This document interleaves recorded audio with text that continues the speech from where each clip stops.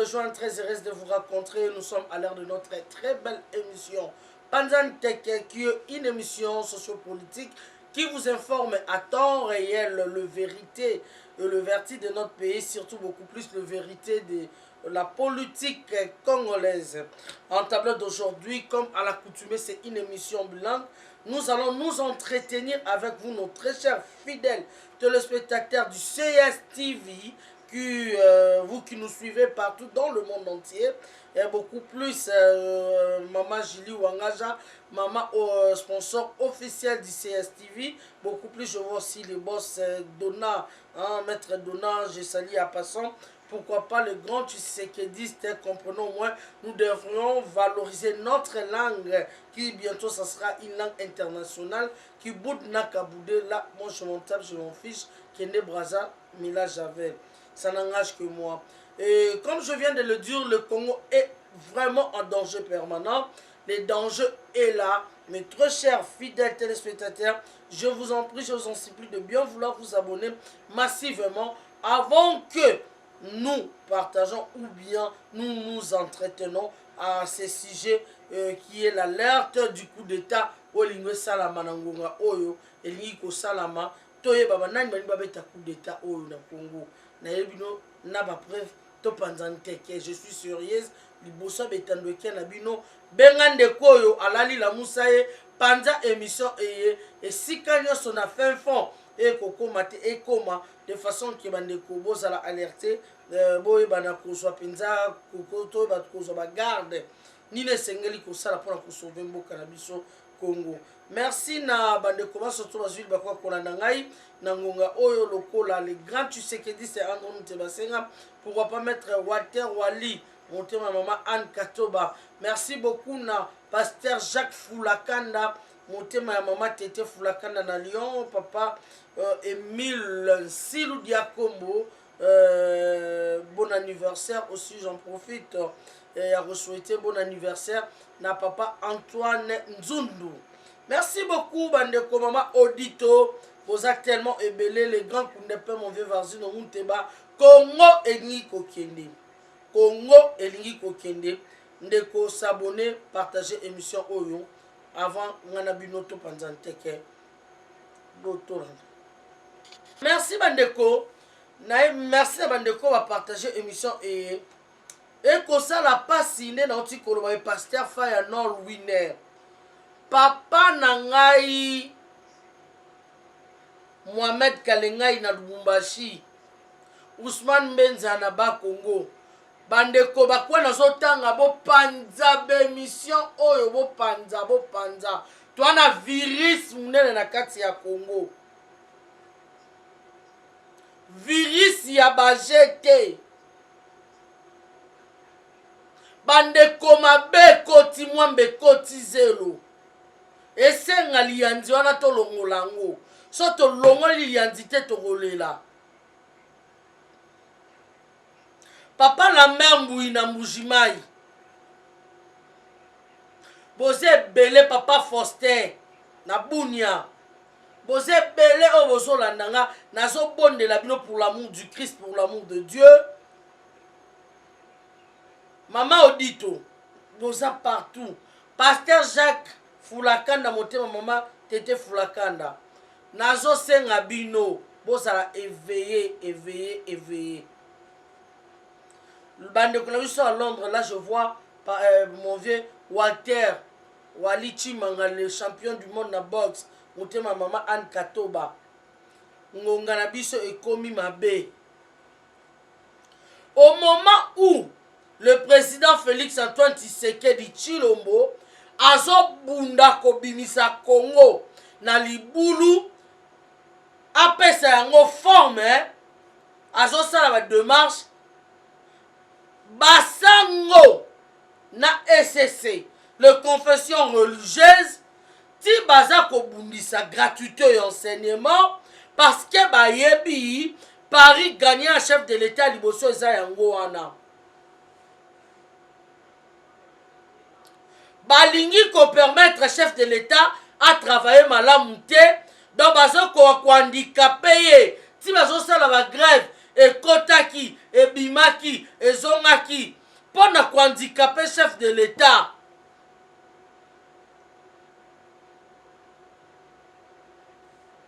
Bazalaki a seni, seni, seni, seni. Seni, baye bapesi bakateli biso ba ligne rouge. Bakati ce chef de l'État lobby, c'est moi le garant de la nation. Bokoki kopesa nga ba ordre te. Merci mokonzi mboka, bravo. Toleki ligne rouge. Avienne ke pourra total a soki Moïse Katumbi otobengi na kombo ya Monsieur Ziggy. Moïse Katumbi otobengi na kombo ya Monsieur Ziggy. Monsieur Ziggy azanani. Là nous retourne à Monsieur Ziggy azanani. Ziggy, un monsieur oh asa même temps nationalité zambien, bande ko noter hein. Z de la kisi zambien. I italien, G grec, I israélien, Monsieur Ziggy, qui a plusieurs nationalités, alingi akanga mboka na biso en otage, oyo a menacé le chef de l'État, a menacé na biso ba Congolais. Je n'ai jamais vu un pays dans le monde entier, un pays, ton peuple, ton nation, moko, dans le monde entier, oh naïveté, ça m'a cassé le col à biso ba Congolais. Je n'ai jamais vu comment ce monsieur Ziggy, nous connaissons bien Ziggy, un étranger, il vient manipuler même les confessions religieuses, s'il vous plaît, et les élites congolaises. A manipuler à Sombi Bango, na mbongo na biso. D'abord, c'est un monsieur qui est mafieux. C'est un tueur. D'abord, un monsieur qui n'a même pas étudié. Je ne mens pas. Si vous mentez, si je mens, appelez-moi monsieur Ziggy. Bochanganaye, test. Dicté kakabo, dicté ngana monsieur Ziggy, to comme en français. Monsieur Ziggy a vu kokomate. Je ne sais pas, peut-être à ta commune peut kokomate, tel qu'il est là, à Soukan école primaire. Alors, c'est vaurien de monsieur Ziggy qui vient koboma biso abomi Kadiombo, abomi Kabasele.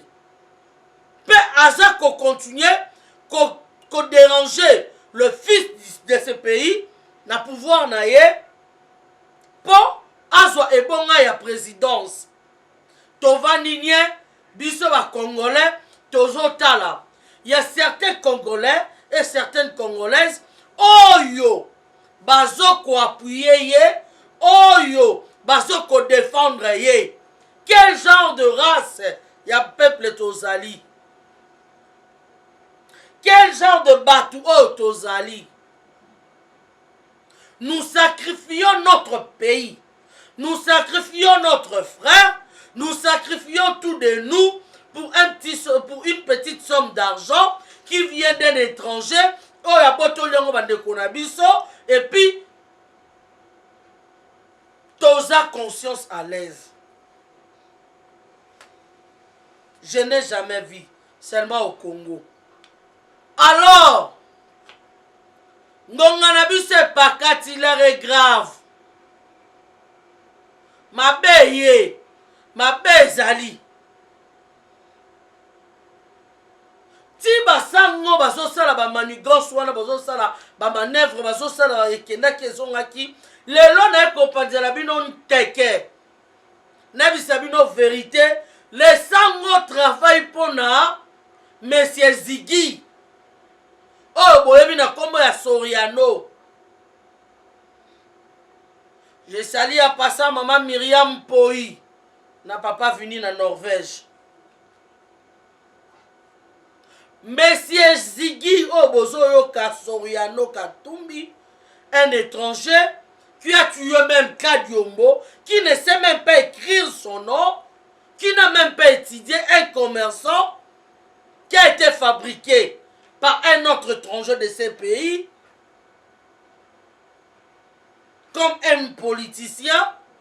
Mais aujourd'hui, à ça la face, Nabiso ba Congolais. tofandi tokangi maboko, il y a certains qui applaudissent. Dans ba pays civilisé, dans ba pays évolué, oyo ba population baza na conscience. Bakolanda Mese Ziggy bakangi batie basinga bazongisi yake kolia ka bed na mboka na bango kende kolia ka bed na mboka na bino na Zambie. Ka bed e akende kolia ka bed o me balia na médiocrement ka bed eza babenga ngo chou. Bazwa chou ya mbesu bongo bazui saucisson na fufu obiso to nga bukula banseka balia rabongo yanga soki makolia médiocrement na mboka na bango. Or ozana ici na fufu e pa na bino bande ko so bomoni nga na songi bona zaki na aéroport Paris gagnant. Monsieur Ziggy okoki kosomba bato nyonso tout mais okosomba conscience ba congolais nyonso tout te. Parce qu'il y a des Congolais oyo baza conscient. Merci na ba député wa voyi kolanda Monsieur Ziggy. Nous n'avons que ça comme Congo. Nous n'avons que ça comme pays. Pas de. Les lobos qui est indi. Les confessions religieuses. Bokima na ba Vatican. Barokima ba nini ya nos apostolique. Babatami ba protéger ba bibisi bango. Et c'est yorokima rapina basadi nini. Ye Monsieur Ziggy a rekene na Zambie ba retraité comme un Zambien. Monsieur Ziggy a kokende na Italie a kozala à l'aise. Monsieur Ziggy a rekene na Grèce a kozala à l'aise. Monsieur Ziggy a rekene na Israël a kozala à l'aise. Mais yo kende na Grèce to Zambie ba retraité yo religieux et réfugiés. Place aux à l'aise, aux Aranambo Kanayo. Il y a que le Congo. Il y a certaines personnes au Bazan Bamapango en Congo. Il y a certaines personnes au Bazan histoire na Bango na Congo. À Bazan Bamapango. À Botama Kola Awa. Il a des amis d'enfance. Il a passé toute sa vie dans le Congo. Pourquoi Bolinga Congo qui n'est pas un étranger? Mais ceux qui a commis à Kamati après ça on a expatrié, tokomi kolela loko la Palestine na Israël. On a plein de Monsieur Ziggy. Monsieur Ziggy Moïbi. Moi ce qui m'étonne, Monsieur Ziggy Katumbi Soriano. Monsieur Ziggy nazolo banayo Katumbi Soriano za Ziggy. Ce qui m'étonne même les confessions religieuses. Boyebi que Katumbi c'est un mafieux, c'est un Moïbi. Mais vous permettez il y a qu'à soutenir un mafieux Moïbi. Oyo ateki ma minerai ya mboka. Boke de lisusu bokoti na kopi ya koteka ma minerai. Bandeko à la ligne vont les choses na kolobebele teti na lobi na bino coup d'état alerte coup d'état zoya. Parce que ma bezo koya. Ceux qui to sangani te bandeko. Tosé véhété, allure vont les choses. Allure vont les choses. Il y a Monsieur Ziggy, na confession religieuse, na ba inconscient oh ba telemina la muka, FCC ba sangani, pour la soutenir Monsieur Ziggy, tokolela. Mais Nzambe merci, Félix Antoine Tshisekedi Tshilombo. Il est dédié. Il a été choisi dans Nzambe Yemoko. Ça aurait dû être même injuste. Malgré Boaki Bossali Rassemblement. Boraluye na IDPS. Son père a combattu pendant 32 ans. Ça aurait dû être injuste. Pendant 32 ans, là même son père n'y était pas. En Razaki n'a pas été. Même pas. La famille politique a sa présidence. Même pas. La famille biologique n'a sa présidence, mais un Ziggy a sa présidence. Ça aurait dû être injuste, même devant Dieu. Mais Dieu, là, comme il est juste, par son amour, Atali Kolela Congolais, Atali Koma Tata Nae, amené pendant 32 ans. Abi, je choisis ces garçons, je choisis ces messieurs, c'est mon fils. Et chose étrange, il sert Dieu, il craint Dieu, il prie Dieu.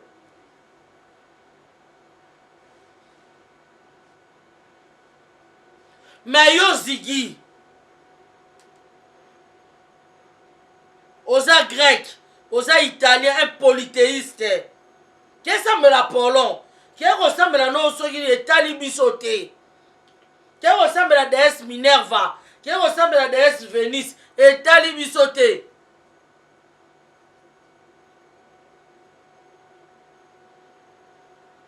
Soko otindela biso bakaki pas Jupiter, pas Zeus, kaka yo, parce que eza ndenge na biyo. Mais koya Nzambe nyonso ozosala eza dévoilé. Bandeko nakoloba ebele te botala kindoki, nakotangela bino yango na nsima, nazotindela bino bandeko. Tiela biso illustration ya lettre E oyo Monsieur Ziggy na confession religieuse, ba confession religieuse lokola nani kombo na ye nani ambongo satana tie chokolati sultana, ambongo satana tie choko alati sultana na shole bokoka te kongo eza Nzambe. Batindi lettre bandeko boyoka lettre o Monsieur Ziggy na ba confession religieuse batindi. Cher Monsieur Yang, j'espère que ces messages vous trouvent bien portants. Vous ne vous souvenez pas probablement pas de moi. Nous avons travaillé ensemble avec Monsieur Edward Royce, donc Ed Royce, ancien chairman à HFAC. Ed et moi travaillons ensemble avec M. Katumbi, ancien gouverneur de la RDC, que je pense que vous connaissez. Je vous écris de la part de M. Katumbi qui a récemment fait une demande de visa B1/BD pour un voyage aux États-Unis pour le date du 1er au 19 novembre 2021. Bandeko oyoka makambo ezosala na mikolo oyo. Donc date basengi visa du 1er au 19 novembre. Donc novembre oyo. Étant donné qu'il a des réunions assez urgentes à Washington DC, nous travaillons avec des collègues à King et Spalding.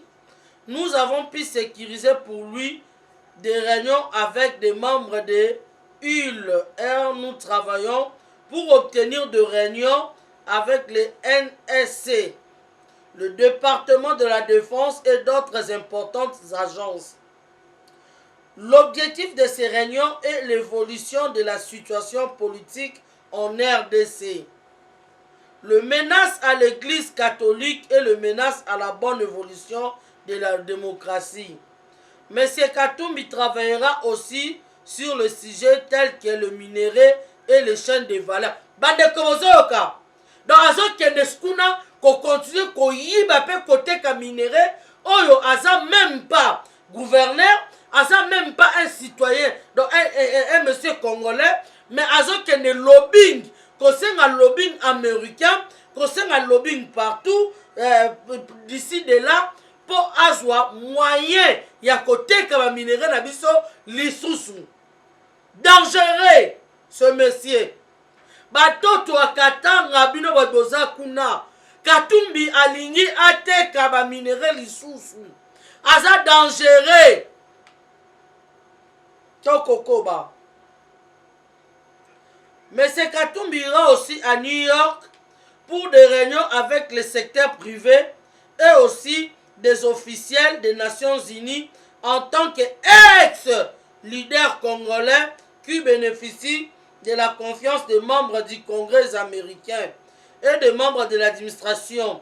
Sa participation à ces réunions est vitale pour l'avancement de ses intérêts. Boyoki bandeko, pour l'avancement de ses intérêts et non pour l'avancement il y a intérêt ba congolais. Bino badozo landaye. Bino badozo landaye. Donc pour l'avancement de ses intérêts. Pour l'avancement de ses intérêts de la sécurité nationale des USA vis-à-vis des intérêts en Afrique.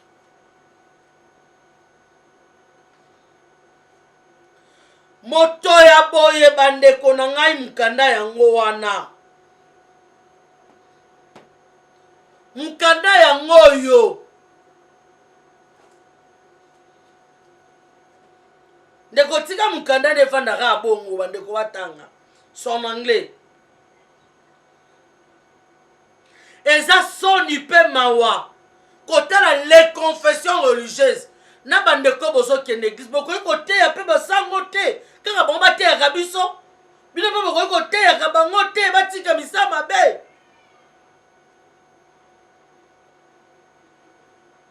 Eza soni pe mawa. Katumbi ndoki, Katumbi moloki, Katumbi abomisi biso bakongolais, Katumbi azoboma biso pe tozotala jusque où. Monsieur Ziggy Katumbi, okoki kozonga mboka na yo te, bakongolais bozosala nini kotala mutu kwa Katumbi, vous le permettez. Akene kosenga kwasa lobinga liboso raté, azo ko insister, moto oyo asala motema ya boye. Soki amoni partout bakangeli ye na ba confession religieuse o bazolanda ye na balamuka basangani na Kabila basangani na bato mabe nyonso tu ya Congo nini kozanga mpo basala coup d'état na mboka. Toza na virus na kati ya Congo. Virus wana eza Katumbi. Katumbi doit partir. Katumbi doit être expulsé de la terre congolaise. Il faut pas benga na Katumbi. Neko Katumbi désormais, tokosa la marche Katumbi doit partir. Congolais ne s'autozali, bandeko boza partout, na Congo, na monde entier, ba marche banda Katumbi doit partir. Katumbi n'est pas le bienvenu dans le sol congolais. Katumbi n'est pas le bienvenu dans la terre congolaise. Katumbi doit partir. Bandeko boyo kangai. Totika sentiment, ba marche banda Katumbi faut kende. Il n'est pas de notre. Ali côté ka minerai na biso pourquoi? Ali côté ka minerai na biso pourquoi? Pour na intérêt na yemoko. Ah bandeko to sosola. To sosola. Voilà premier épisode. Deuxième épisode des années la Roson Gelabino. Na qui passe pe mawa. Na qui passe yakati. Bandeko na ngai panza émission partout bo panza yango. Bo panza ngo sika congolais soto azali boye ba ke Katumbi marbaninga sala na mois novembre oyo. Panza émission panza yango. Katumbi c'est un sorcier.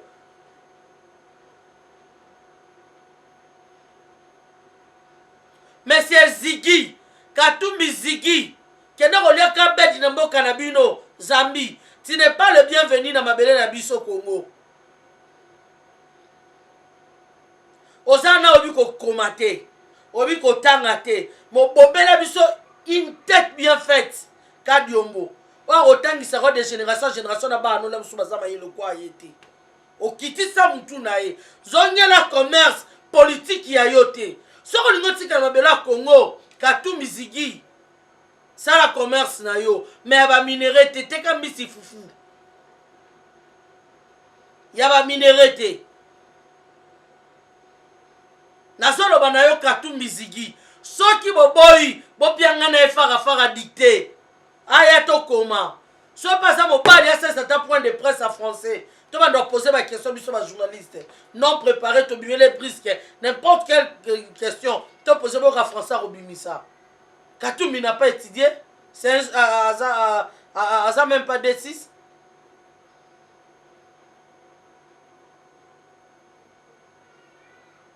Un monsieur Moroboé, tout le monde va t'engager ta classe te oyo sakana na Congo mobimba ozwa Congo en otage. Toi t'es qui toi monsieur voleur, tueur mafieux? T'es qui Katumbi? Ziggy.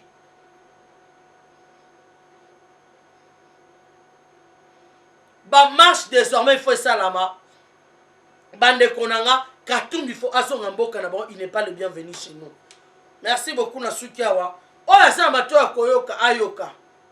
Oh asa na moto ya kosalela asalela.